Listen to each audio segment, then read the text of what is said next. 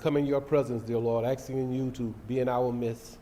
We come, Father God, with hearts of sorrow for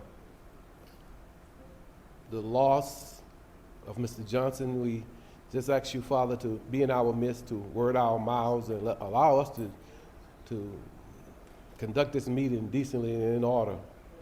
We ask you to bless every family that's represented here, Father God, and that some questions will be answered, Father God. Some actions will be taken, Father.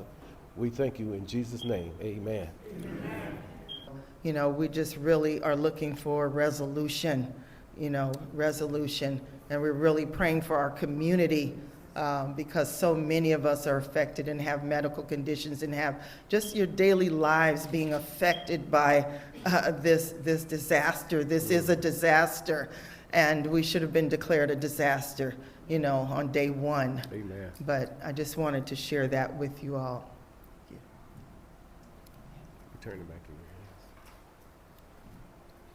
your hands.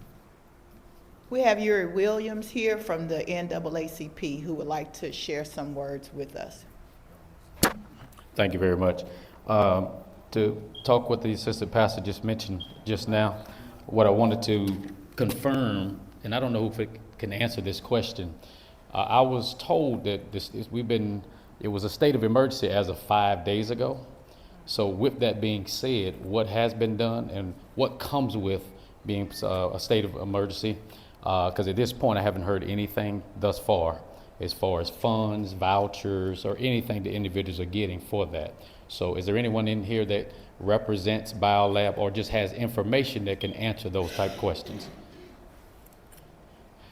Hearing none, I think, Ivy, that's what we need to get those answers very quickly, because from what I've been reading from some independent scientists, Biolab is doing the test and they're providing them to the EPA, and that just doesn't make sense to me. I know I saw that they've said there's no asbestos, but there can obviously be other harmful things, substances that are not being tested. Right now, from what I've read, it's only been asbestos. Brother Cox? There has not been a state of emergency. There has not? Wow. Okay, all right. And we were at the Capitol yesterday. That was made clear at that hearing. There is no state of emergency, just so you know. But everybody has requested that the governor do that. And that's basically my statement, just to validate where we are and what we're going to do to try to move forward. And just the bottom line, we have to fight to have independent testing. Because for Biolab to be doing their own testing, and that's the only testing that's been mandated thus far, that just makes no sense. Thank you. Good morning, ladies and gentlemen. My name is Walter C. Bannister. I attended the House and Senate delegation for Rockdale County yesterday up in Atlanta, and I've been working diligently with Avi and our team to help bring and shed light on the information that's actually being shared with us, which is erroneous and not viable communication with the current administration here in Rockdale County, also to include default with Biolab. I am a military retiree with 22 years of military service. I've been in various campaigns like Iraq, Afghanistan, and things of that nature. The way I feel when this thing and actually this chemical explosion had initiated, I thought I was back in Iraq.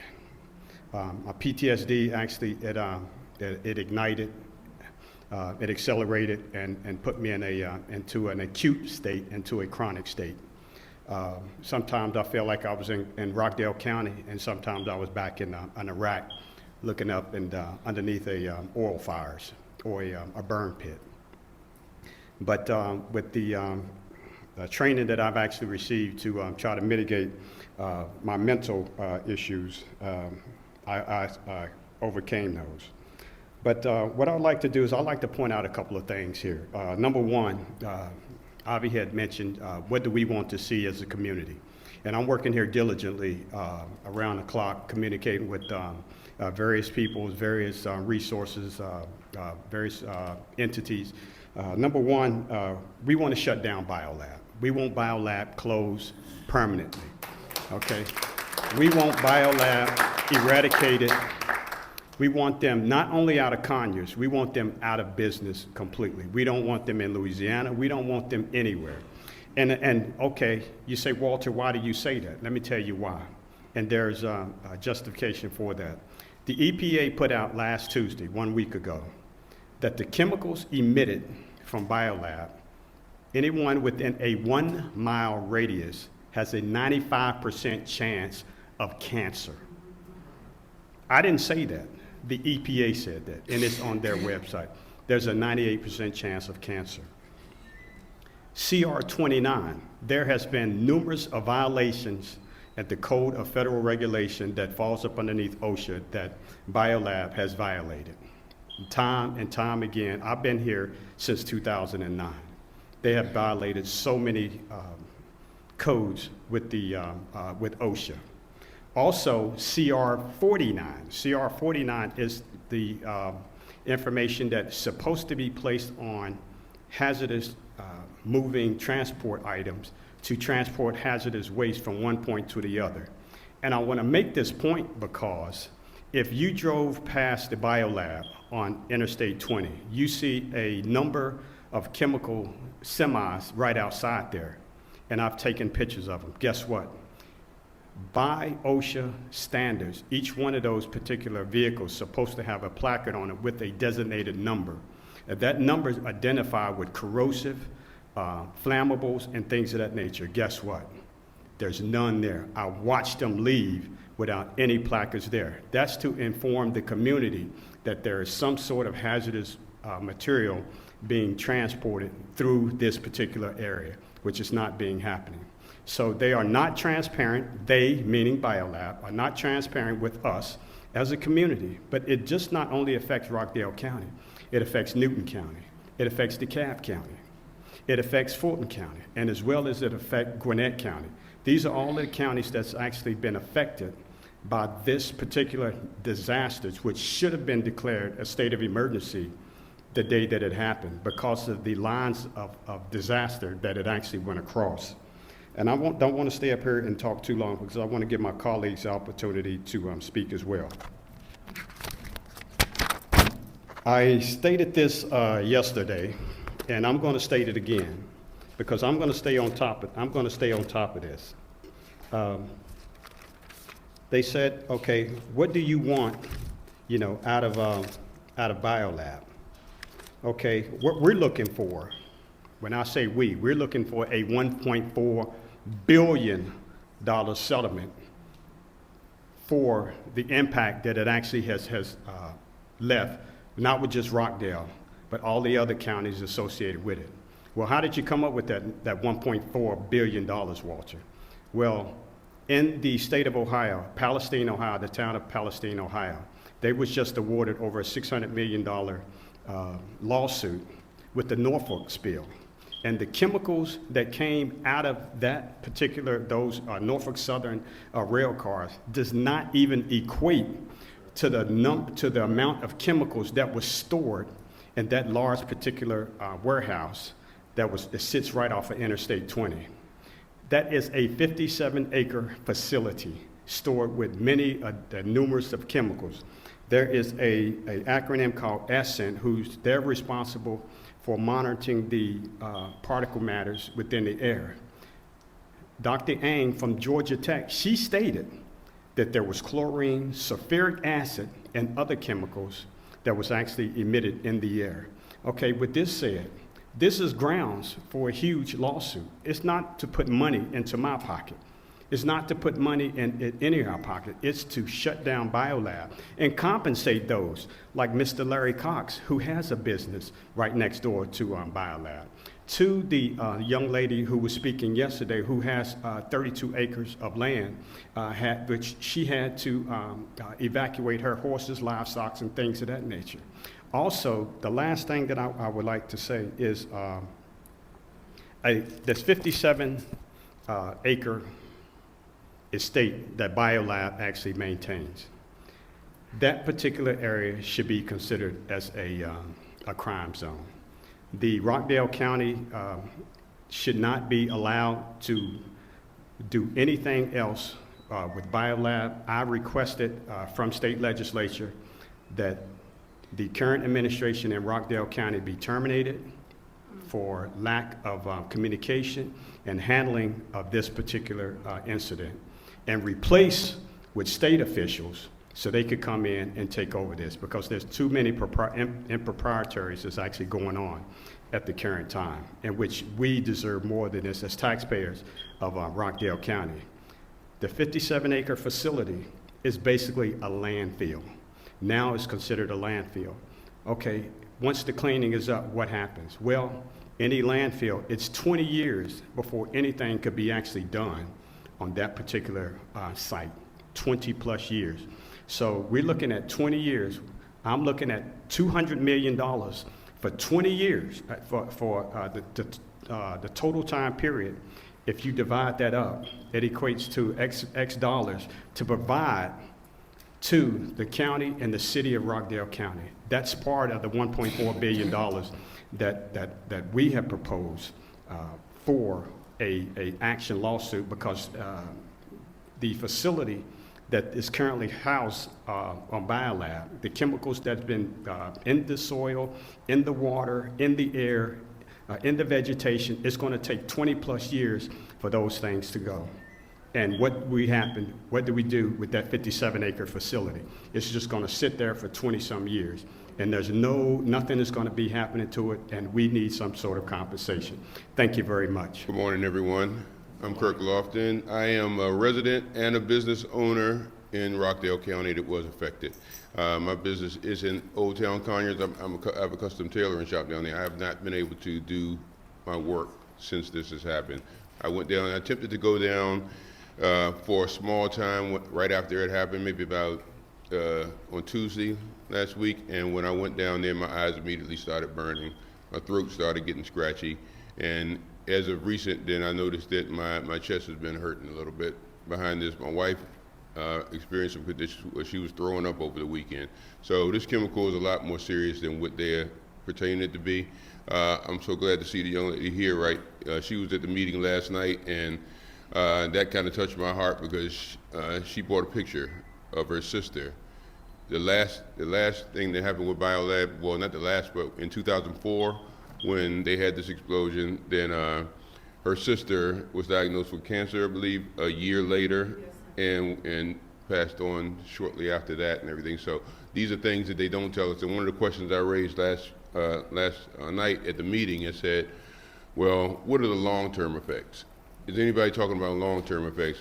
Because we'll sit here and we'll be in this county and we'll breathe air and we'll play on playgrounds and we'll go to functions in this county for the next 10 years and everything. And 10 years from now, we'll come up with some kind of diagnosis and we'll be right back at the table asking, what happened? What happened? So one of the big things that I want to say to everybody here and everybody that's listening, everybody that's watching, is that I know a lot of questions are, what can we do? What's our part right now? Our part is to do what we're doing. Write letters, make some noise, be the residents to reclaim Rockdale, because it's getting out of hand. It's getting out of hand, and what's happening is that companies are coming down and able to do what they want to do, as they've done before. Rockdale used to be a rural county where it was only horses and dirt paths and everything like that, and these companies felt like this was the perfect place to land a big factory or something like that. You have other factories in Rockdale that are doing the same thing, that gases are going in the air that we don't know about, that we're not told about. You have Pratt Company, that's a big company that's in Rockdale. You know, nobody talks about these things and everything. They don't talk about it until the explosion happens. Once that happens, then the EPA comes down. The EPA should have been down here. When this company, for a company that has something like this happen 4 times already, I believe 4 times since 2004, it's been in business since 1973, I believe they said. For a company that has this kind of record, and for it to happen as recent as 2020, I believe, then they should have been on probation for the next 5 or 10 years. EPA should have been down here on a regular basis, making sure that they're following the guidelines and the safety precautions to protect everybody in this county. Because now we have a problem now. We have a problem. This chemical is not going to go away, even if the smell is gone. Chemical is not going to go away.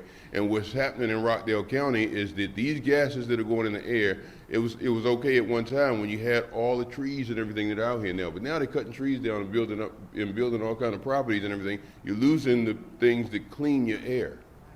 You're losing everything that cleans your air. So these gases are going and they're staying in the air. They're coming out in our yards, on our rooftops, in our windows, in our kids, in ourselves.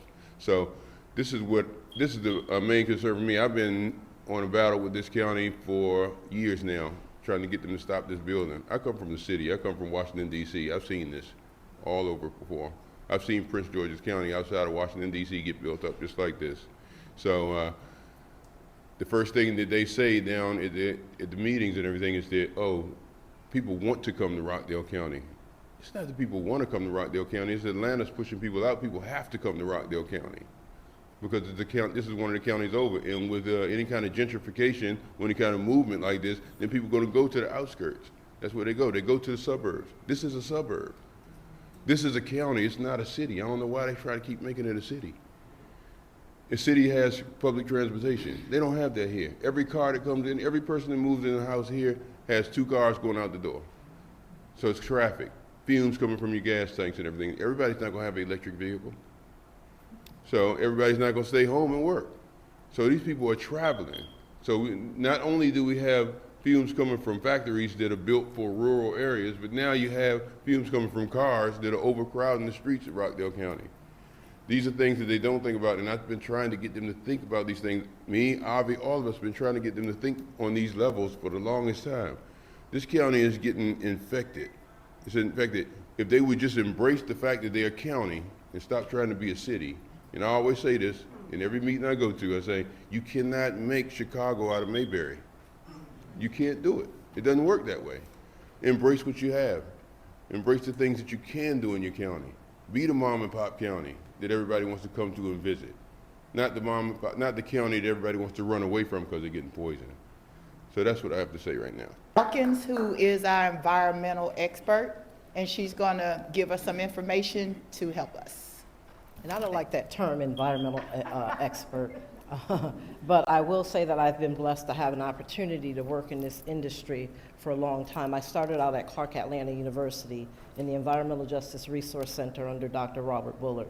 And if you who know that name know that he's the father of environmental justice. So this is an environmental justice fight that we're dealing with. One of the things that I've done since I left Clark Atlanta 12 years ago, is I started my own company. I have a business where I go into facilities like Biolab and I train the workers there. One of the things I recognize, if you don't have trained workers that know what OSHA protocol, what their regulations, their rules and regulations are, you end up with situations like you have there. I've gone into many companies, and the brother here, I was at that meeting on yesterday too, and the regulations that he was quoting, 29 CFR, Code of Federal Regulations, is where those guidelines for this chemical company stand.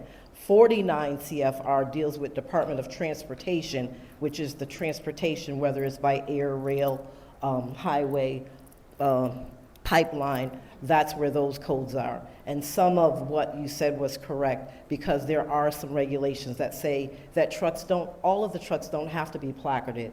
There are some rules. If they don't have 1,001 pounds of the material in there, then they don't have to be placarded if it's a mixed load, and that's just a part of the training. But the biggest passion that I have is training in communities, and I've had that opportunity to train in several communities, from Arkansas to New Orleans to Atlanta. And I still do community training in Savannah. Just was down there with that battle that we're having with the air quality regarding the port and training the community. So that's one of the things I'm going to offer to the Rockdale community. I will come and do some training. I put together a curriculum this week, and just the papers that you have in your hand, because a lot of people have been asking what kind of information should we be gathering. This is some of the information. It talks about the required PPE. The mask that you're wearing right now will not support what you're dealing with. You need an N95. Everyone can't wear an N95 if you have COPD or any other pre-existing respiratory illness. You have to know what you're doing. I'm all about educating, empowering, and engaging the people that I work with. I want you to know this is why they're telling you to shelter in place at night. Why? Because the air the dense air during those timelines means that that product starts to settle. One of the reasons why I don't get too much into the science, and on those conversations, is sitting in meetings with with one of our former EPD regulators, and also with Dr. Ng from Georgia Tech. They do have a monitoring device in this community, but it doesn't capture everything. So some of this stuff we have to know ourselves. Historically, has EPA been on our side? No. I have a whole list of situations where EPA let us down, but the biggest one that I usually quote, and anybody that has ever taken a class with me, I always pull up 9/11. Why? Because there was an African-American attorney that died. And the reason why we had the congressional hearings after 9/11, because EPA was the one who made the call that said the air quality was good. It was not. When that young lady, she was an attorney at a prominent law firm, when they did their own air quality studies, they found out that the EPA had lied. And when they did the hearings, they asked that director why she lied, and she said because her boss made her. Who was her boss?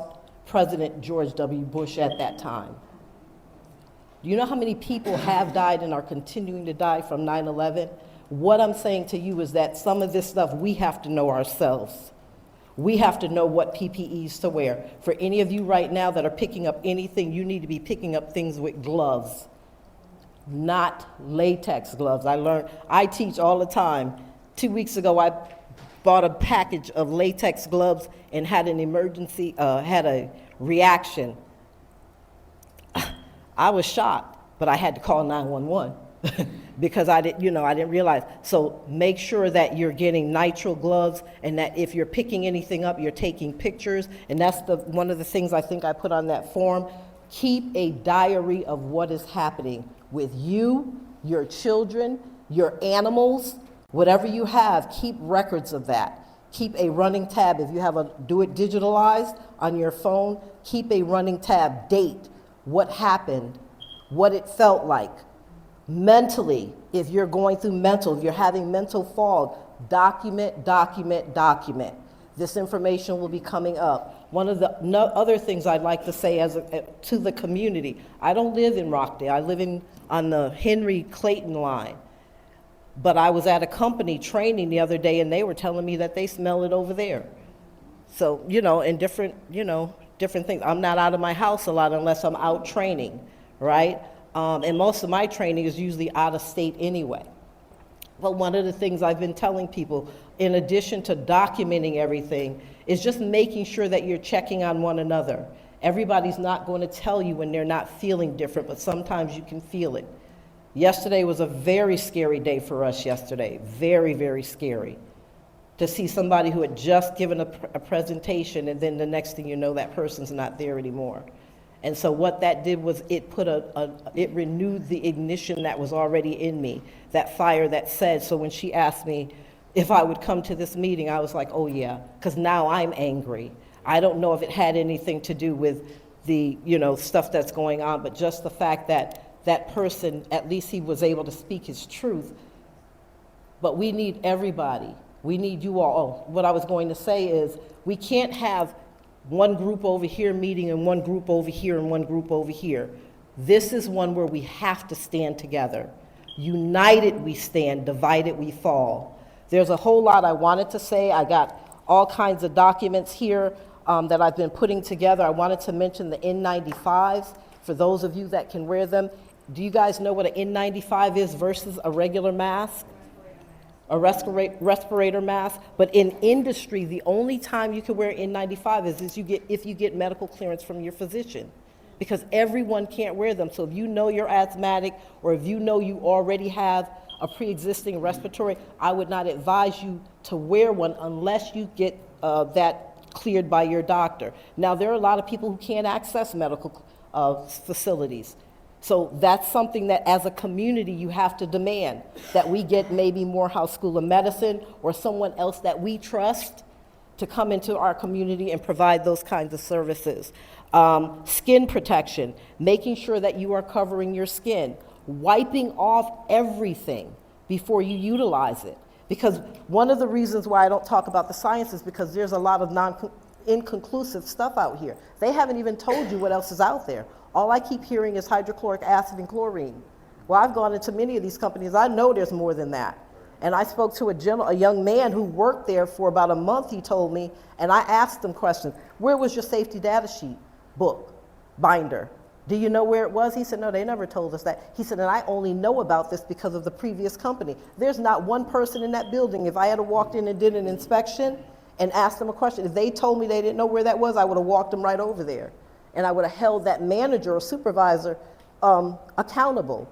Because when you work in those companies, there's several things you must know. You must know, okay? And I've not heard anything about the workers, and I asked that question on yesterday, and I'm gonna continue to ask that, and I'm sure they probably silenced them. The health monitoring, if you guys have any kind of air purifying mechanisms, then you need to utilize that. I have air monitors in my home. Why? Because I'm a scientist. I got all kind of little gadgets. But I do. I have one. I forgot the one that I wear around my neck because I traveled with that during COVID. I made sure every plane I got on, I had my air monitoring device. I need to make sure I'm okay. I just forgot to put it on this morning. But those are some simple things. I will make myself accessible, provide my information. I will strongly encourage you all, if you have not been medically checked and you live in this environment, please get checked. If you have to go to the public health department, and we need to put pressure on them to make sure that they're doing that kind of an assessment for this community, please get checked. We don't know how fast something happens with one person versus the other. Yes, most of the time this is a chronic situation, meaning that you don't see signs right away. But in 1988, in my hometown in Springfield, Massachusetts, we had a chlorine company explode like this. After about a week, everything was dead almost, all of the vegetation. My parents lived about not even a mile away from that. And I was fresh out of college. I wasn't in this industry yet. I think I had just started as a microbiologist at one of the companies there, but I didn't know anything about this stuff. And it wasn't until this happened that I went back and said, oh yeah, let me see when that was. But they didn't do a lot as far as the community. And we didn't know what to do anyway. We just listened to what they told us to do. And I went back just recently to see what the outcome was. Nobody's done any studies since then. I think the University of Math started, but nobody, so I don't know if people there that had been affected are alive or dead today. Thank God my parents are still alive, but they weren't, when we did the evacuation, they were out of there. But I remember that cloud, it stayed for a long time. Massachusetts is a cold state. So I just remember, just being so discombobulated and not knowing what to do. And I don't remember hearings like this or anything, town halls or anything like that. So getting your voice out here, keeping a record, and once again, staying unified. This is not the time for us to be bickering. And the last thing I'm gonna say is that I put in a call to DC, to one of the people that I know will be able to help us. We also talked to one of the EPA people, one of the former EPA people, so I really believe we're gonna have boots on the ground here very soon. We just want you guys to be patient with us, but do your side. Your side is gathering information and keeping that, so with the next meeting, every time we get together, you'll have more and more to build on, because this is a movement. This isn't a one-time event, because as things progress, things will progress, and we wanna make sure that you all are okay. Thank you. Michelle, so we were instructed, we were told that the N95 would not work and that we needed the respiratory mask with the tank on it. Okay, I train people all the way up to air tanks. I would not tell anybody in the community to just put on, I know which one they're talking, I started to bring that one, I just forgot, I might have one in the trunk. But everybody can't wear that. And that's the only reason why I didn't come out here and say that. So the next best thing is an N95, but even with an N95, based on your physical health, that depends on whether you should wear that. Why? Because it depends on your lung capacity. So if I have emphysema, if I'm a heavy smoker, that may hinder my ability to actually wear that successfully. When they had COVID and they were telling everybody, I immediately called my 84-year-old mother and 92-year-old father and say, don't you dare. First of all, y'all ain't even going out. I call home and they got a mask on. Why? Because they're listening to the masses and doing, and I don't want you doing that. So that's one of the reasons now when you work in industry, now the workers probably should have had that on, but I would not encourage that unless you get clearance. You have to go to like a Concentra, because a lot of your regular internal doctors don't do that kind of you have to breathe into it. They have a pulmonary test to see whether or not you could adequately wear that. So that's one of the reasons. So I know they say, but be careful what they say, because they say may be sitting over in Birmingham and not dealing with what you're dealing with. That's the reality. Very good, very good. This gives us some information so that we can protect ourselves reasonably, because I think that when they said respiratory masks, people just stopped wearing. If they said the N95 wouldn't work, people just stopped wearing the mask, period. I just want to ask her real quick. Ms. Dawkins, thank you for offering your training. Can you tell us a little bit more about what's encompassed in that training? I see a lot of things, a lot of places I think you could help us out over the next couple of weeks and months as we go through this process. First thing I'd like you to train you on is how to use a safety data sheet. Anytime you have chemicals, all of the chemicals come with what they call a safety data sheet. And they're divided into 16 sections. And I usually tell my people, my students, you may not have to know all of this, but at least know number 2, section 2, which is what the hazard is in the chemical. Section 4, which is the first aid, how to respond if I breathe it in or I absorb it into my skin. Section 8, which is the recommended PPE. The PPE are the gloves, the safety glasses, or in some instances, goggles. Why goggles versus glasses? Because glasses, you got these, ins and outs, right, when you're dealing with chemicals. And then section 11, which is the toxicological information. When it gets into my body, what happens, what areas are being affected. So sections 2, 4, 8, and 11, I immediately tell them that, unless they work in like a laboratory and all that and they need to know the other sections. I would teach them about PPEs, because like I said, here I am an instructor, and here I am buying latex gloves. Because in my mind, I said, well, you've never had an allergic reaction to them. And all I did, I had never even put the gloves on. All I did was pull them out of the bag. And I had to call Clayton County Fire Department. EMS. Fire department showed up. I had hives all over my body instantaneously, right? So teaching you about PPEs, and then teaching you just some of the basic things that I teach when I go out into companies, but mainly related to chemicals. And I don't just do it around chemicals. We're talking disasters. Florida's getting ready to get hit. So I also add some of that in because I do disaster preparedness training as well. Because I went out to Jonesboro, Arkansas, when was it, last year or the year before? After they had their big storm, and trained the entire community in a church. That pastor got a grant and we were able to train them. I've been working with the Harambe House in Savannah, Georgia, training their community. Why? Because when these disasters happen, we are our first responders. They may not come for us. History shows that, right? They may not come for us. So I would rather have people from my community helping to clean up, right, the disaster, because they're going to have more. Input, right? They have more, because why? I'm a part of that community. So even with the cleanup here, I don't see why, if they need HAZWOPER certified people, we can get the people in this community. A lot of our young men and women need jobs. We sent people out when I worked at Clark Atlanta to clean up every major disaster since 9/11. We were down at BP. We went to Katrina, did soil remediation, air quality tests. We did the BP oil spill. We did the train derailment in Aiken, South Carolina. These were community people, right? We're trying to bring that back because that's a big void now in our community. So that's what I'm talking about, enabling or empowering our community to take our community back. To me, that's real taking back. When now all of us are doing it together, but we're doing it because we have the knowledge on how to do it. Because I'm really disturbed when I go into companies, like I did earlier this week, and I'm asking the safety people, and they can't tell me basic safety stuff.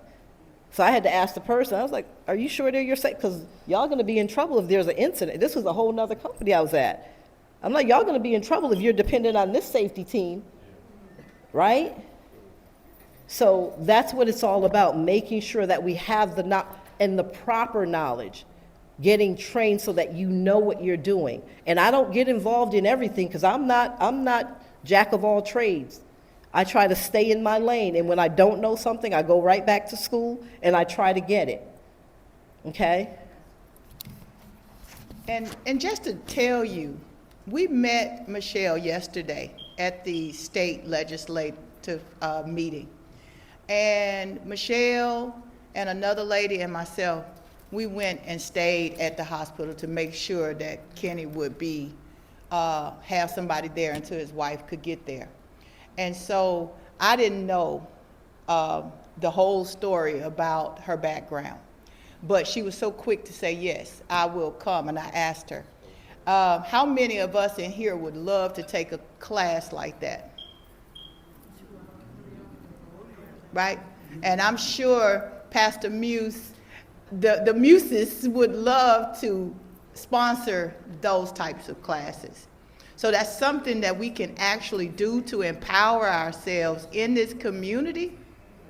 And we don't have to just solely rely on, you know, the government. Mm-hmm. Now, and I'm sure the media, I don't know how much time they have, but they want to put this on the 12 o'clock news. So if... Very quick. Yes.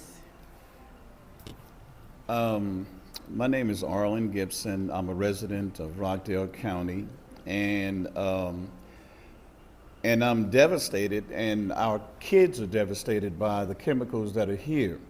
And we don't know the after effects, as the gentleman said a little bit earlier, but this can be a long-term kind of thing that would affect our children. And I'm very concerned about it, and I know all of you are very concerned about that. So I think that would be prudent on our part is to put pressure on our state EPA and the federal EPA regarding this situation, and they need to come up with some answers. And if they don't come up with some answers, we need to go ahead and organize ourselves together and make sure that we get that information and put pressure on those folks and require answers from them.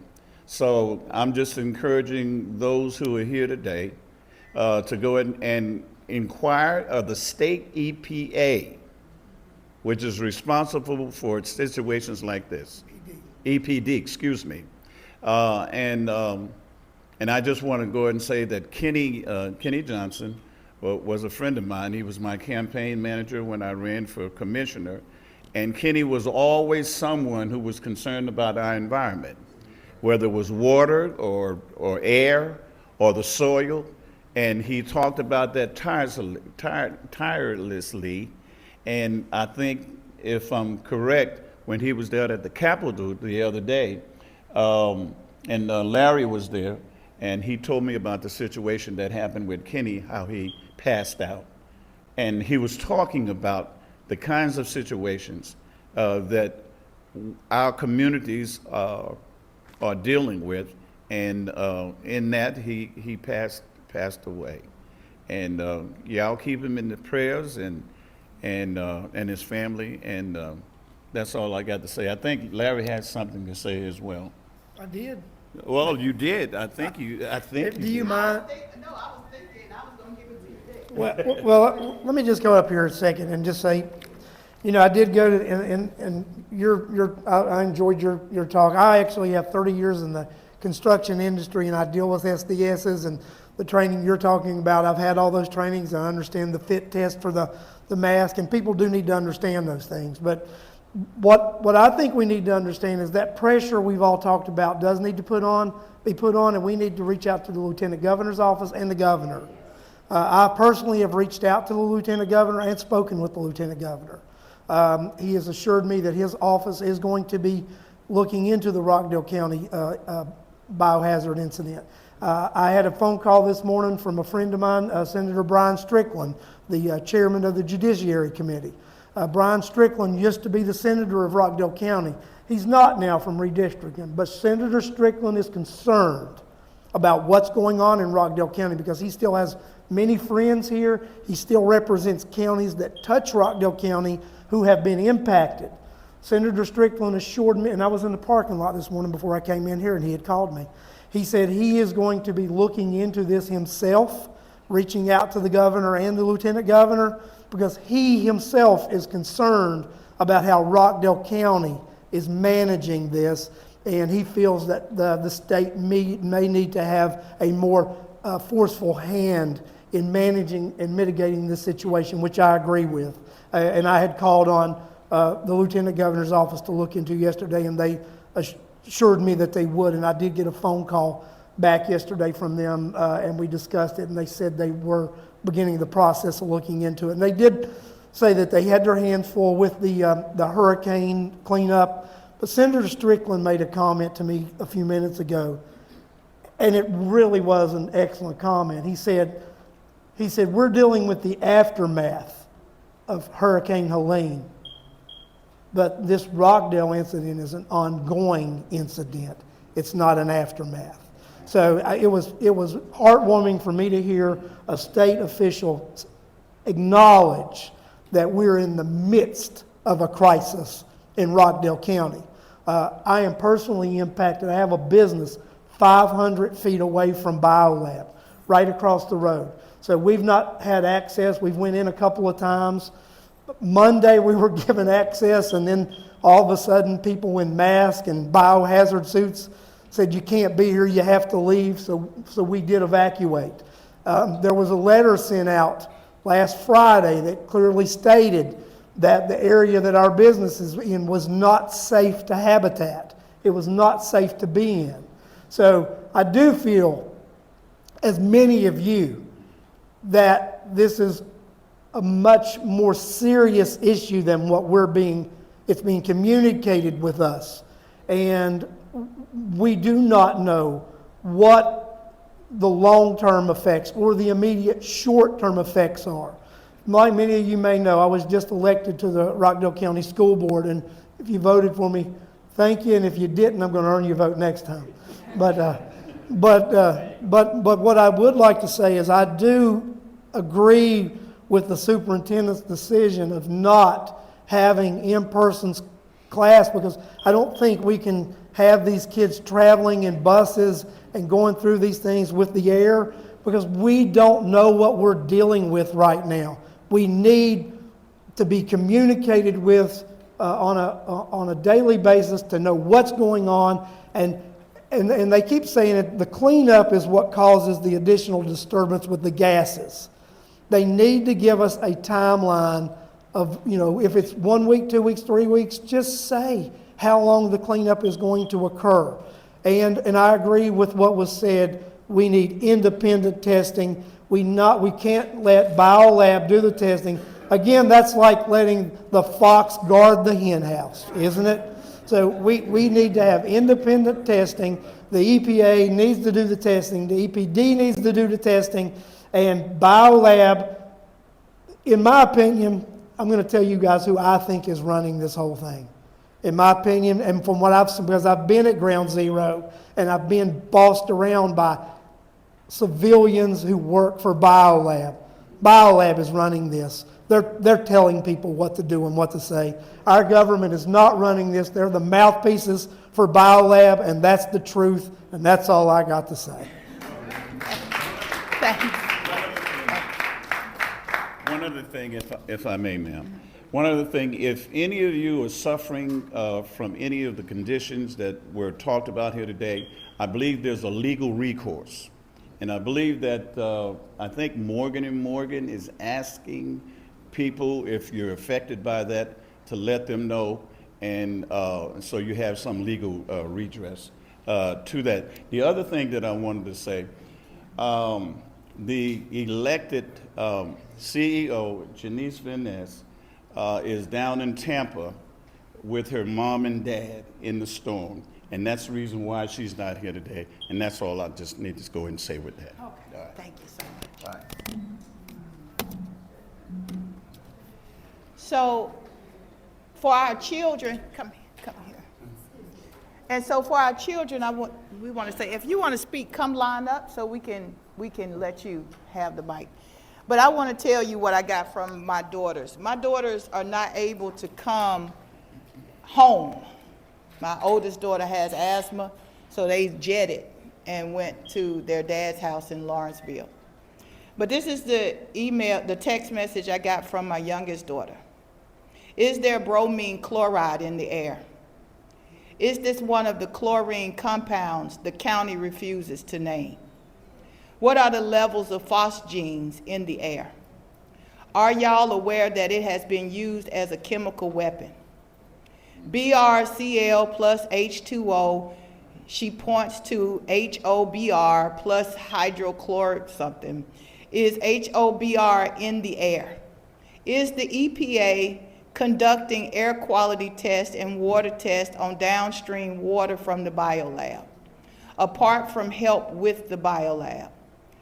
When will we receive concrete numbers about chemicals in atmosphere? This is a 22-year-old. It's not just affecting us. Our children are concerned and scared to come back to Rockdale County.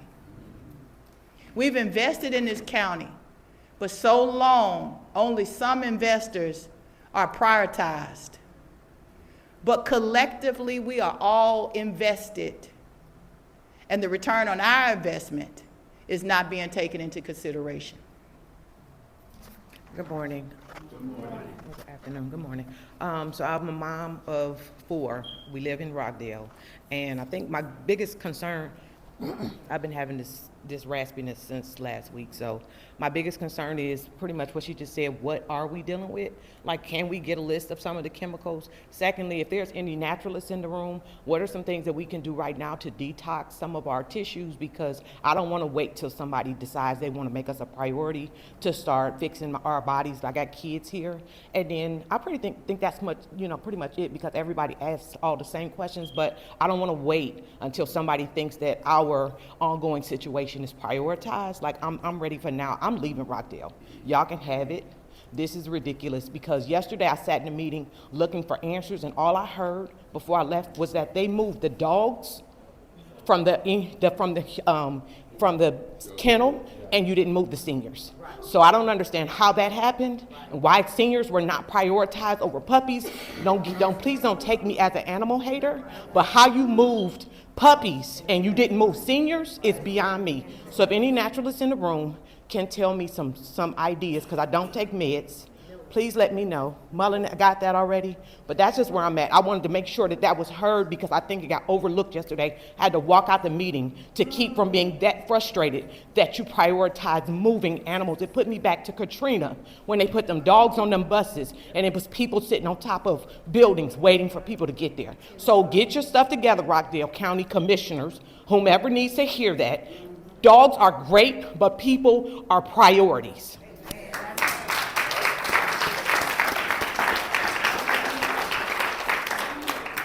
I thank you for giving me a moment of your time. I just wanted to speak on behalf of my household and how it has affected us. I have currently 5 minors, grandchildren that live in my home.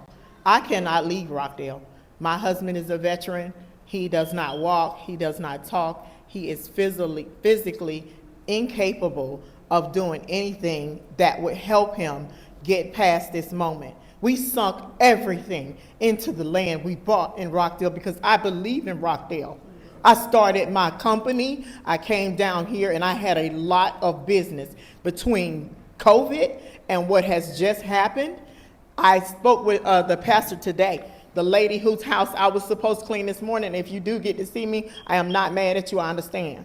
But she said that I could not clean her house because she felt bad that my husband is sitting in the van. My husband is in the van because my assistant is not at work. My assistant is not at work because of this this spill that happened.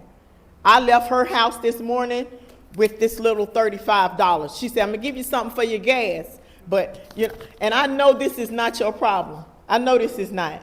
I have no intention on leaving Rockdale County. I love it here. My grandkids love it here. And if this is going to be a point where you feel like we're so insignificant, that we're so small and that you can step all over us, I don't think that's the case. I think we all need to come together. I think you need to tell your neighbor, tell your friend, tell your cousin, your aunt, everybody needs to come together, because I have no intention on leaving. Although I can barely talk, I love my property. My grandchildren love my property. What about my vegetables? I have practiced all these years to grow my vegetables. What about my crop? My dog, my husband, my grandkids, my job. I can't get unemployment. I'm self-employed. Who gonna pay me? What about my gas? What about my groceries? I got kids that's out of school now for a whole nother week. I understand churches are giving food. I understand all that. But what if I ain't got the gas to go get it? How am I feed them kids?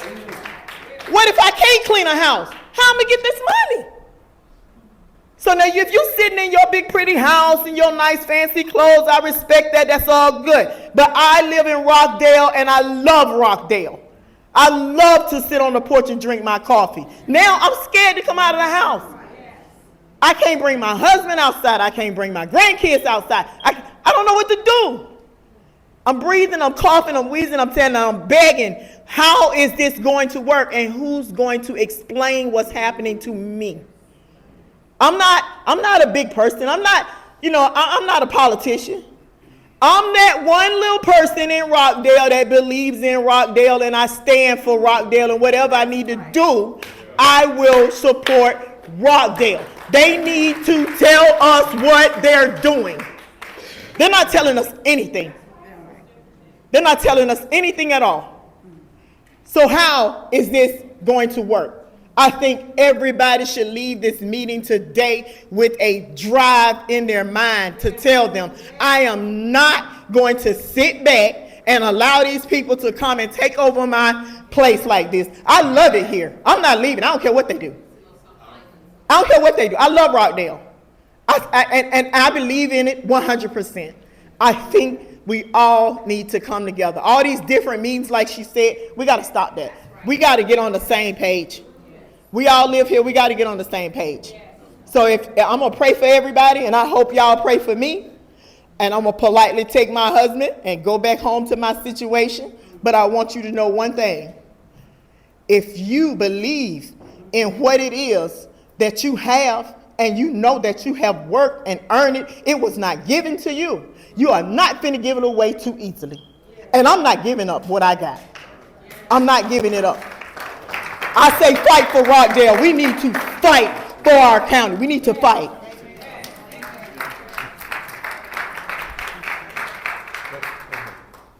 Good afternoon, everyone. My name is Betty Maddox Battle, and I brought my sister's picture here. My mother taught us that a picture's worth 1,000 words. In 2004, this was one of my older sisters, Margaret, that was evacuated when they had the Biolab fire in 2004. In 2005, she was diagnosed with chronic lung cancer. In 2006, she suffered. In 2007, she passed away. I am the mother of a son that was murdered in 1993. So I've been on this journey a long time. I miss my sister, but I stand before you today, whether stork in front of these television cameras or an emotional wreck at their funeral, until we collectively pull together and demand. Frederick Douglass said it better. Power concedes nothing without a demand. It never did and it never will until the citizens of Rockdale County demand from Washington, D.C. all the way down to the commissioners. We need answers. I'm also retired from DeKalb County Fire Rescue. I taught fire safety. I know what it is for a family to be displaced. So don't sit here and think because it hasn't happened to you that it can't happen to you. And I tell everybody, it doesn't hurt home until it hits home. We need everybody to collectively come together and make some demands. Miss Michelle, I thank God for you and for you educating us. We need, I've been begging the commissioners to give me some space for these grieving parents.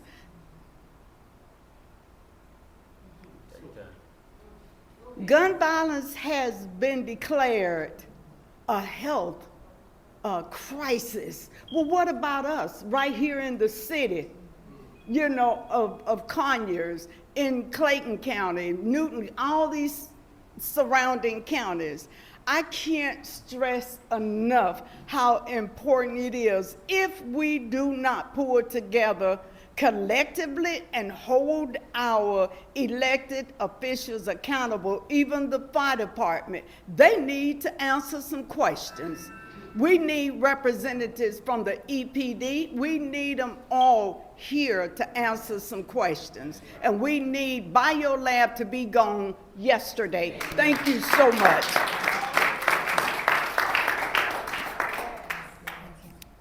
Thank you so much. I moved to Rockdale County about 2 years ago. I'm an Army nurse veteran, 22 years of service. So I basically, I came here, moved my family from Chicago. I bought a home. So I'm stuck, no, I'm stuck right now. This is my community. I love this community. It's an amazing community. One of the first people I met in this community was Kenny Johnson. He's a dear friend of mine. These notes are the notes I took. The last time I talked to him, I didn't know it would be the last time I was going to talk to him. I talked to him about how this was bothering me. I did not like that we're driving through smoke. I can see it. The first time they said that we didn't have the shelter in place, I went to my office in Dunwoody. When I came home after 7 and I saw how big that smoke was, I pulled over and I stopped on the side of the road. It's like a movie. When you see something like that, you stop. You don't just keep driving. And I couldn't believe that I saw so many people just driving through. And I said, oh my God, they're driving through this. What mask should I be wearing? I'm an ER nurse. I have over 15 years experience. I know about N95s. I know what to wear, but I'm like, what do I wear for this? I don't know what to do for this. Where's the National Guard? Where are the chemical units at? I'm just wondering why I don't see droves of people here doing tests, communicating with the community. I'm like, what's going on? I can only take so long before I don't hear anything, and I need to know what's going on. You know, because I care about my community. I don't play about my people. I do not. And so I called Kenny, and we've been having conversations the entire week. And he said, I'm gonna get those answers. He said, you gave me a great idea, Rachel. He said, I want to know the incidence of cancer since 2004. And he's been waiting for that information from the EPA. He's been asking for that. They hadn't gotten it to him yet. He wanted to know, he said, why didn't they use foam for that fire? Why did they not respond with foam instead of water? Why didn't they retrofit for a fire other than water? If they had this incident happen several times, why didn't they correct that?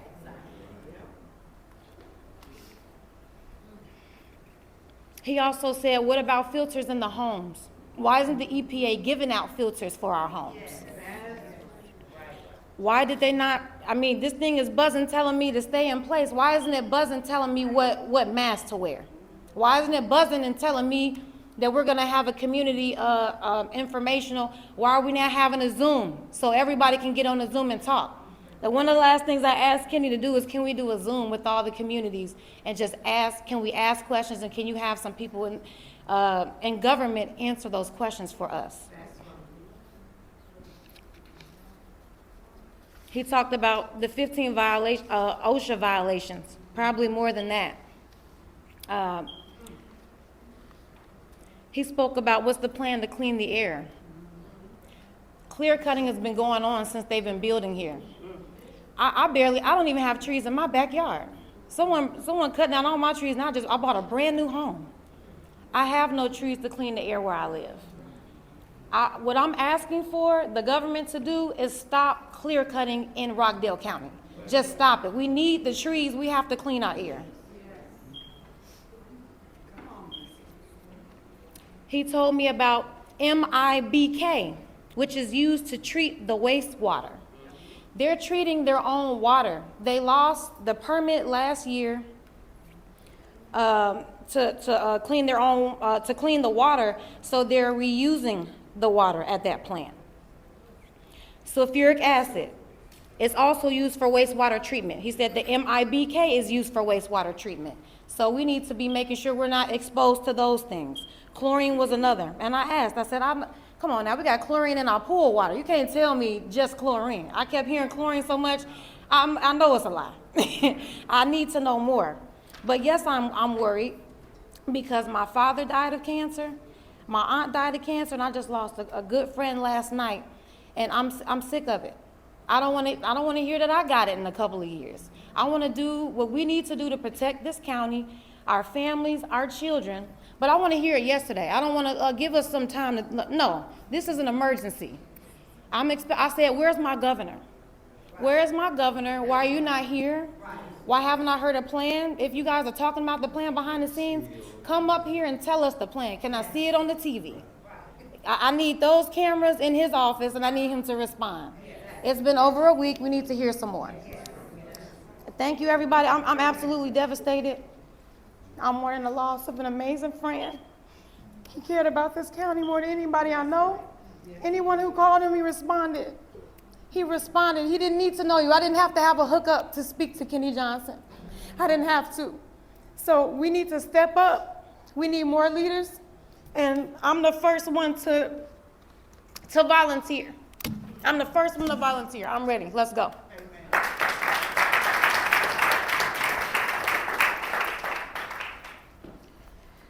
My name is April Willers. I'm a county resident here. I am a new resident here, but I'm also a business owner in DeKalb County. This has been very trying for my family and I. I live with my husband, whom we are actually currently trying to have a baby. We've already suffered 4 miscarriages, so this is very, very hard to get up and talk about this kind of stuff. I have been going back and forth to the doctor for years. So this not only, I feel like, affects families, because I also have a senior mother-in-law in my home who's been wanting and praying for a grandchild. This is a whole new life that we started here almost 2 years ago in Rockdale County. The tornado rocked us, okay? So lack of trees, it's not even just from the cutting down the trees. We lacking trees still from earlier in March this year. We still have cleanup, that still is taking place in our own neighborhoods. I have a lot of elderly neighbors. They're just now getting the garages off of their cars. They're still clearing out the neighborhood where we reside. And this is very, very difficult for us. Not having any knowledge of what's in the air at all. I have 3 dogs, just myself, every day. I don't know what's going on with my body currently, and this is why I'm making a public declaration of this now. Something is going on in my body right now that I have no idea. I don't know if I'm pregnant. I don't know if it's a side effect of what's going on in the water or in the air. So I just need people to just really take this seriously. It's not just about quality of life. It's not just about plumes in the air. It's more about other things that can happen. Yes, cancer. But what about me as a mom who wants to be a mom, who wants to carry a baby? Now I'm dealing with already infertility issues, and I don't know how this is affecting my body. I need answers. So I'm speaking for every unborn that's not even here yet, that's in the area. I'm speaking for every mother who may be pregnant right now, who's going through something, and we don't know what's going on. We need some answers. Okay, I worked very hard to get to where I am. I'm from Detroit, Michigan. I have very humble beginnings, and I worked very hard keeping people educated, giving people scholarships throughout the city of Atlanta to come home, to try to just have a peace of mind in Rockdale County. And I can't even leave and go to my school and open my school up for my students. It's a problem when they say shelter in place and we don't know what's going on a Sunday, and we got school on a Monday. I'm here because I have neighbors and I have family members that also reside in Rockdale County, and they just moved here the same time I moved here, and they like, what are we doing with the kids? So now I'm hearing all this stuff that's going on. I would like to have a Zoom. I would like to know that the mayor cares, the governor cares. I'm sorry, not the chairman, the governor, the lieutenant governor, whoever. But we have to have somebody to stand in proxy for those who can't speak for themselves. My mother has a great time at the Senior Citizen Center. She in the dance crew and everything. She done missed out all week, you know, but it does rock our world. So everybody is affected. I do hope that somebody can come together in leadership and just tell us what to do, where to go, what website to go to. I'd be happy to get on Zoom. I'd be happy to take classes, whatever I need to do. But we got to do something, and we need some answers ASAP. And that's all.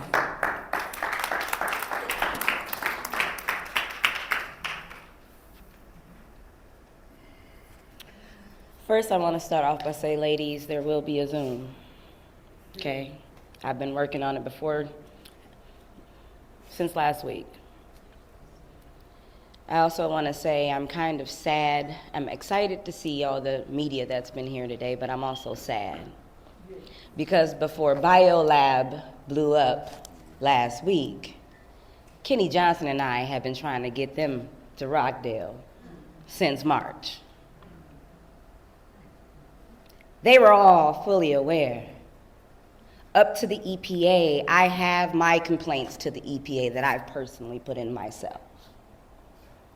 Not just for the chemicals and the pollution that's going into the Yellow River, that's flowing off of developments and things of that nature, but because Rockdale County put an entire subdivision on my back to make sure it doesn't sink. They did a 50-acre clear cutting around a 70-year-old subdivision that's built into a rolling topography. But here's the thing. I'm a claims adjuster. You can't lie to me. I was trained by the best, Farmers Insurance. 19 years old, I came out. Not only that, I am also an activist, so you can't pay me under the table. You tried to pay me under the table, but there's homes around me that are failing, so what am I gonna do with that? The DNR, Veronica Craw, for months you and I have been talking. Where's your follow-up, ma'am? The Mountain District with the EPD, where are you? My complaints went in May, June, July. Where you at? I'm angry today because I just watched somebody work themselves into the ground. For Rockdale County. And most of you that want to say thank you and we love you and we loved him, you turned your back on him. You tried to make people think he was crazy. You tried to turn me away from him because you didn't want me and him together. No, ma'am. No, sir. I'm here. I ain't going nowhere because I love my community of Rockdale. See, I'm Benton Harbor, Michigan, and Southside Chicago all day, but also downtown LA and Santa Monica. But I also ran hotels in the backwoods of Montana. So whatever y'all got, I'm ready. I'm not going nowhere. We're not going to stop until our houses stop crumbling and we stop being polluted. I am a cancer patient, a pulmonary patient, a cardiac patient, and a rheumatology patient. I'm 37. I fought cancer for 10 years. If you think I have a back down in me, I don't. I won't. It will not. It's not gonna happen. And if you think you can keep spinning the narrative, I have my receipts. I post my receipts, and I've been waiting. And the moment, the day before Biolab took place, I said, Rockdale County, you can only step on so many people before the world begins to see. The day before it happened. There is only so much so many inspections you can overlook. Fox 5, I seen your truck, but you were at my subdivision. Where is that interview? Kenny Johnson spoke to y'all then too. And I'm trying to keep my composure because I'm angry. I'm angry because I'm also a mother of 5 that homeschools in my home. I don't have school filtration systems. And my sinking home that Rockdale County allowed to get pushed away is being pushed into the creek behind it. Not just mine, 85-year-olds that have been in that subdivision for 40 years, 50 years. I have elderly that I walk around and check on every week because Rockdale County has failed them. I have the former fire chief's wife that I have to go check on weekly because her home has a crack from the roof to the foundation, and her floors are like this. We have floors like this in Mountain Valley Estates, and Biolab, our floors are sinking and our air is contaminated. You're gonna destroy everything we built and then kill us at the same time? Explain it to me, Rockdale. Explain it to me, EPD, EPA, DNA, the DNR, Kemp, the Lieutenant Governor's Office, Denise Sampson. I've talked to you, Constituent Services. I have gone all the way up, and Rockdale has been ignored. Every last one of you news stations recording right now have ignored us as well. And it took Biolab to blow up for you to get here.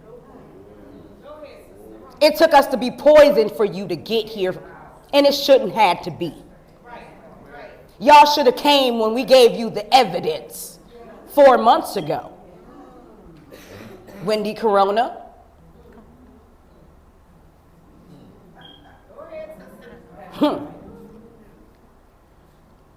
John Edwards.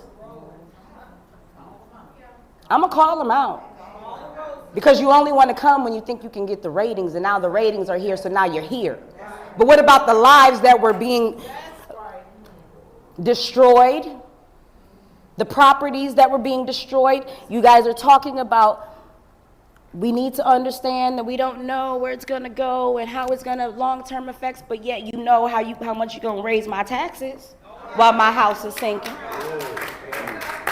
You destroyed the property. I can't sell my house with a sinking foundation, but yet you still want to charge me 4 times the amount of taxes that I paid when I bought the house 4 years ago? Are you crazy? And then allow a company. So you got one company got my house sinking, and a whole another one got killing me, poisoning me, and my 5 children. I have 5 black sons who know who they are and know where they came from. And I assure that because I'm a genealogist and a historian. So whatever you got, I'm ready. But it ain't going to stop till y'all get here. And wherever Kemp is, I'm waiting, sir. I have a message for you specifically. Because every person that came, every one of your croonies that came out to my subdivision trying to spin us to keep us quiet, no. Everybody's going on blast from this point forward. I hold no loyalties.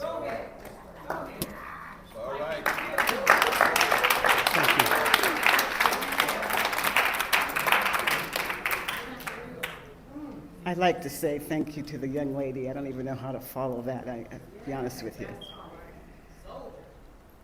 But first of all, I'd like to tell you my name. And it's very important I tell you both of my names, and there's a reason for that. My birth name is Sylvia McDaniel. I've been in the business of public relations for 30 years, okay?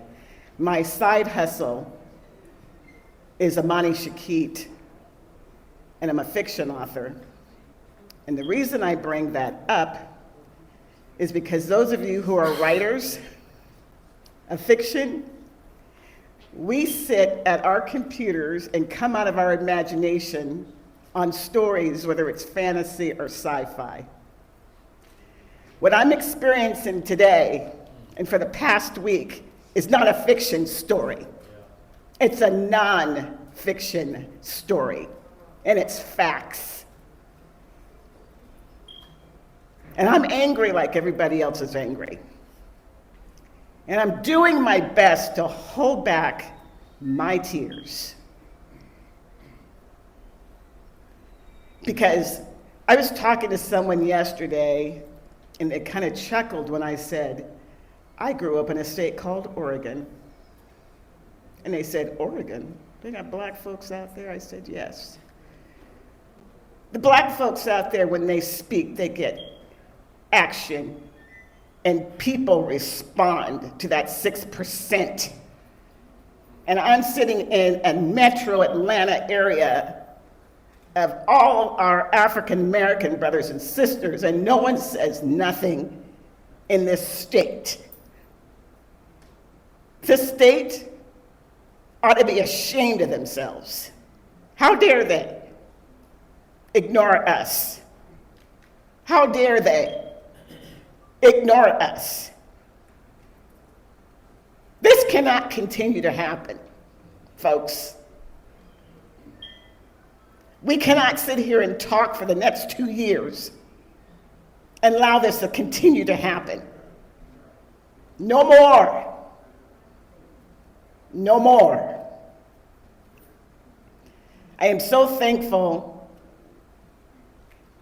to Pastor and Co-Pastor Noose for holding this today, because they do wonderful things in this community in Conyers. Like they said, they feed the children. They keep their doors open. I go way back with the Mooses. They have a heart of gold.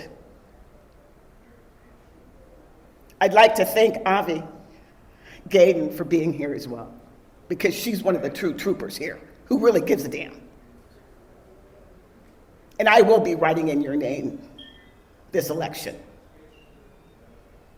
as chair of Rockdale County. So again, I just want to say, I'm angry with all of you. I'm going to stand up with all of you because, again, here's my journal. I've been in Rockdale County now for 2 years. We are 5.6 miles from Biolab, and we have experienced the same impact. My daughter, my grandsons, I have a grandson that still works over there near Sigmund Road. They're not telling him he can't come to work. He still has to go to work. My 12-year-old grandson can't go to school, and he's upset because he wants to see his friends. And my daughter, she's just as upset because both of us are experiencing illnesses. I have an autoimmune deficiency, and my doctor tells me I can't come out that much. Where I usually come out as an active senior and walk my dog, who's been very ill. Yes, my dog is ill too, because of this mess. So I'm standing with all of you today.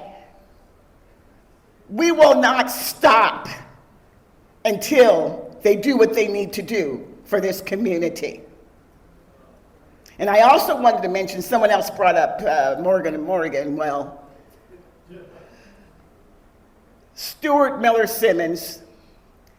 I'm also the communications chair for Westchester Lakes subdivision. I'm on the board of directors. We have invited Stuart Miller Simmons to speak tomorrow night online with us about the class action lawsuit, so people can ask questions. They're not there to sign people up.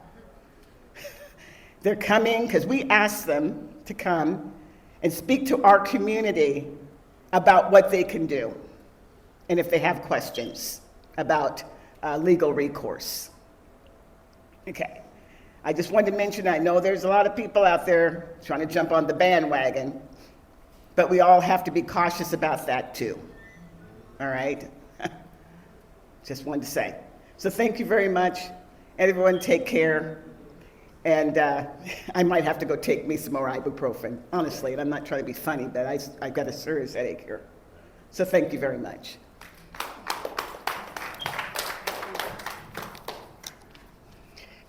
Good morning, everybody. I was sitting there in my seat, and I was literally shaking because for the past couple of days since this incident occurred, my grandbaby has been hurting. Her throat, she told me last night, was, I don't know, muscle spasms, her legs, her feet. And I was saying to myself, well, what can I do? I can't go to the emergency room. They have no answers. I can't go to the doctors. They're in hiding. They don't know what to do. And I was rubbing her feet, her thighs. And then last night she was telling me her rear was hurting. And I was telling my husband, I said, well, who do I go to? Who do I talk to? The kids are at risk. I don't know if the emergency rooms are getting children's incidents coming there because of them hurting. Okay, I've heard a few parents talking about that, but our children are seriously at risk. And I'm saying to myself, oh my God, my husband's telling me the other day his eyes are hurting. Okay, he's going to the doctor on Thursday, but I'm saying to myself, well, really, what can the doctor tell him? He's trying to find answers himself. Okay, and again, me, okay, my eyes and my arms have been hurting. And I was saying, well, if you know me, I'm in shape, I'm healthy. Okay, overall, I'm saying our kids are at risk, our children.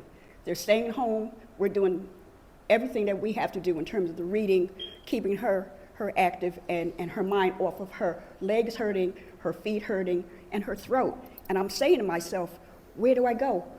EPA, DPA, CCPA, everybody, they're not responsive in terms of giving us answers right now, in terms of what we need. I'm literally afraid. I'm literally afraid. I want to go outside and like a couple of you and exercise and do things, but I can't. So I said, okay, I have to do things inside. But I just implore each of you to pick up your phone. Somebody was saying about going to the governor. We all need to get on his phone, get to the phone, make phone calls, okay? If we can't get up there to his mansion or wherever, let's make phone calls. Avi, I thank you very much for your leadership in this direction and the pastors of this church, okay? It's important because people keep saying, I keep hearing, well, what are we gonna do? Listen, it's up to us. It's up to us, each and every single one of us sitting here. Okay, I picked up the phone. I'm not just talking or giving a verbiage in terms of just saying I'm going to do something. Okay, Rockdale, I heard the lady say she loves Rockdale. I moved here 10 years ago. I love Rockdale too. But again, in order for me to stay here, and when this incident occurred, I think I told Avi, I'm ready to go. I'm from Long Island, okay, fresh air, okay. However, I'm going to stay and fight like the rest of you. However, I don't want to get cancer and die in the interim. So I'm going to say to you, pick up your phones. Let's get a hotline going. Let's get if we got to get a van or some cars going to Atlanta. I don't know if that'll do any good, but we have to make an impact here in Rockdale County.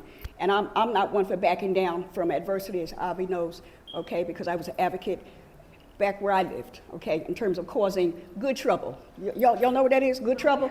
Okay, so let's do some good trouble, okay, and get on the bandwagon. And I'm not just talking,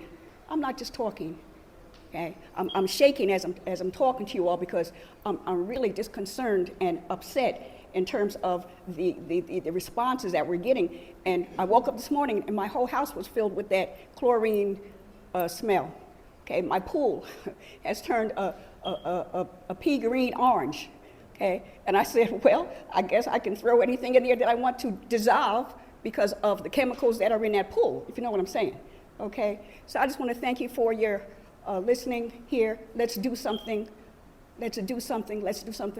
especially for our children. Because like I said, my grandbaby's hurting, and that's what made me get up, because I said, I was rubbing her little legs, and I was saying, what if I put on her little legs? That's not going to help. Okay, because the chemicals have probably has already, come to my home, okay, and has affected all of us. Thank you very much. Amen. One of the things I saw in my head for us to do.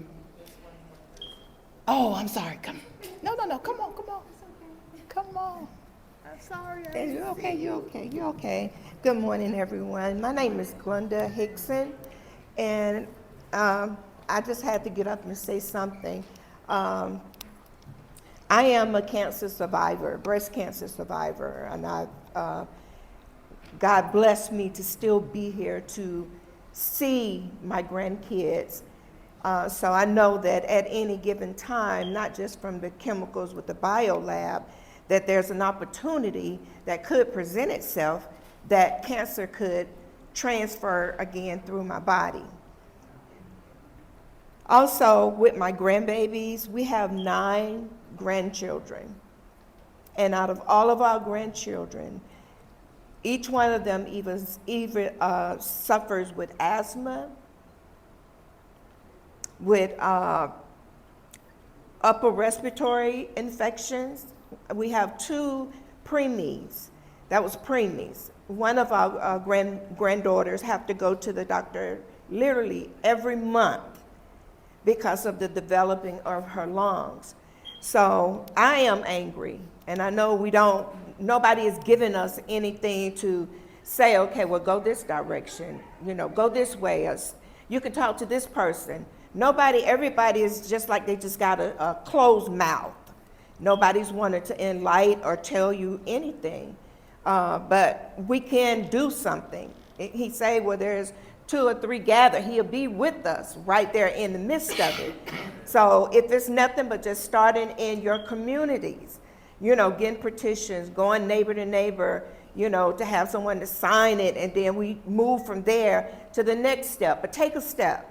Just take one step, and then somebody else will follow and take another step.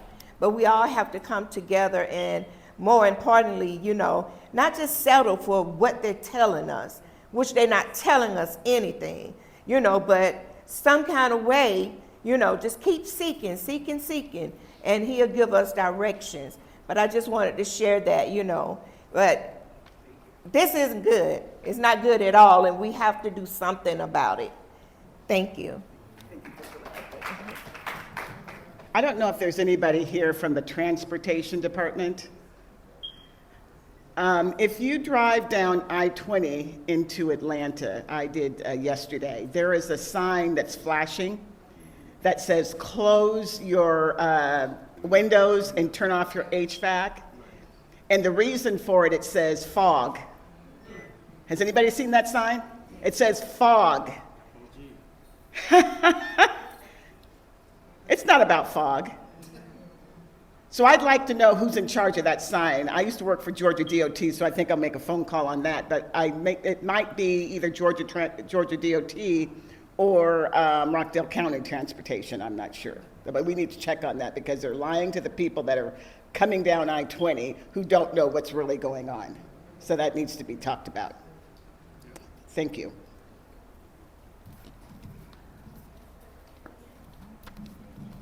Hi, good morning, or maybe, yeah, still morning. Hi, my name is Melanie Hutchinson. I've been a resident of Rockdale County for 21 years. I was here in 2004 when Biolab had the first incident that I know of. They've been here since 1973, so Lord knows how many incidents have occurred prior to that. I'm also the president of my HOA. Sylvia McDaniel over here is our communications chair. And we've really been trying to help educate the people of our community about what's going on in the county. I mean, technically as HOA board members, we really just have a duty to the subdivision. But we've taken the step for the last 2.5 years to try to help build a momentum and help people understand that our subdivision is a microcosm of the county, which is a microcosm of the state. And the biggest problem, as I see it, here in Rockdale County, is that our county officials and the leadership has failed us.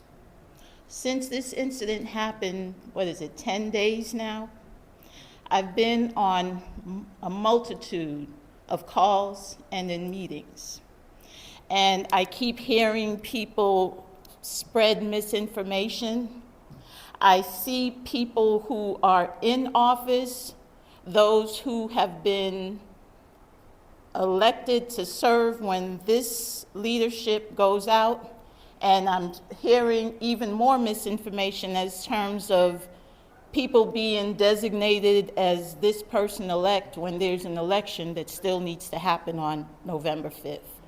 I don't want to make this political, but this is Avi Gaydon. She's a certified write-in candidate for the position of Commissioner Chair. I heard a gentleman refer to someone else as the Commissioner Chair-elect. I want everyone in this room to know that we have options for leaders that have failed us.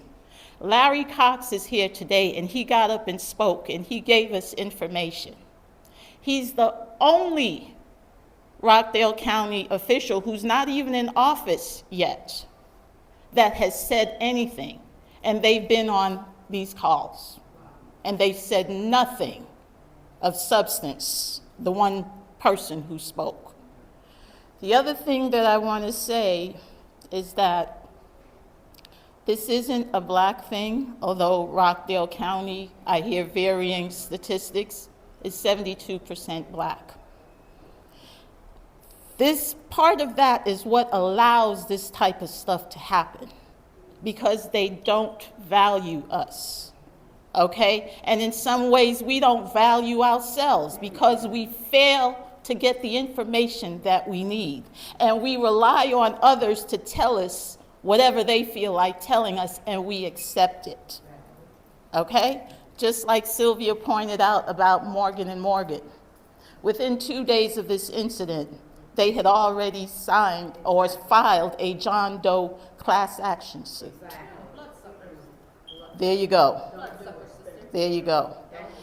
If we are going to participate in a class action suit, I would like to suggest that all of us in Rockdale County, because again, we are citizens of Rockdale. This is not a black-white thing, because what affects one of us affects all of us.